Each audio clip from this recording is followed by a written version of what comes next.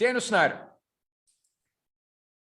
I don't have much to add, but it's a developing story, and it really is bizarre to me. I've said before, I think the NFL is afraid of Daniel Snyder. I'm starting to think the House Oversight Committee is afraid of Daniel Snyder. Can we quit dicking around with Daniel Snyder and just tell him it's time to testify? It's time for you to show up and answer questions. You know, right now, they've agreed on a date, but they haven't agreed on the terms. Is it going to be subject to subpoena or not subject to subpoena? And here's the big difference. If it's not subject to subpoena, Daniel Snyder can say, I will not answer any questions regarding any non-disclosure agreements that I'm a party to. See, the way these NDAs are written, you're prohibited from saying anything unless you are the subject of a duly issued and served subpoena. You can't create an NDA that short circuits the efforts of the justice system to get to the truth. That's the big difference here. You get him under subpoena, he can't hide behind an NDA. He wants to hide behind an NDA. He's not trying to protect someone else. He's trying to protect himself.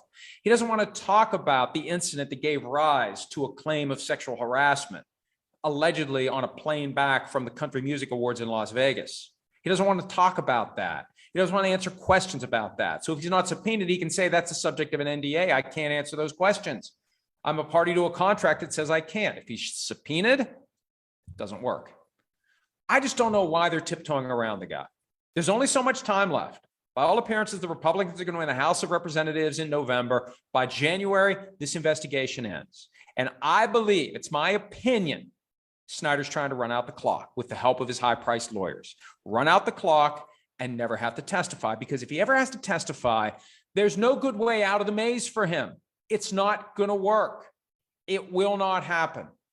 This is a hallmark of really rich, powerful person being required to submit to authority other than their own. They get put in that position, and it becomes like Nathan Jessup, the character played by Jack Nicholson in A Few Good Men. You just can't do it. You eventually snap.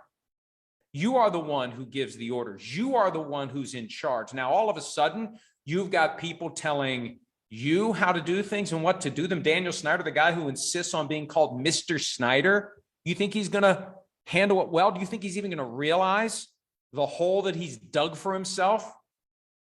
I don't fault the lawyers for trying to run out the clock. That's the only way to keep their client out of a jackpot, in my opinion, is to make sure he never testifies. I'm just saying, the House Oversight Committee, it's time. Quit playing games with this guy. Get him subpoenaed, get him to testify. And if he's not going to play along, if he's going to continue to float around on his yacht or stay in Israel for 6 weeks or whatever the case may be, because he's supposedly going to be in Israel for all of July and into August, shame him. Make it clear, because the NFL is not going to get on board this PR train and say anything that would make Daniel Snyder potentially look bad, because they're afraid of him. Why is everybody afraid of this guy? Maybe I should be. I'm trying not to get sued. I'm very careful to say in my opinion. These are all my opinions. These are not facts. In my opinion, everybody's afraid of this guy. Why are you so afraid of this guy? Hi, I'm Mike Tirico, and thanks for watching. Make sure to hit subscribe for the latest news and highlights from NBC Sports.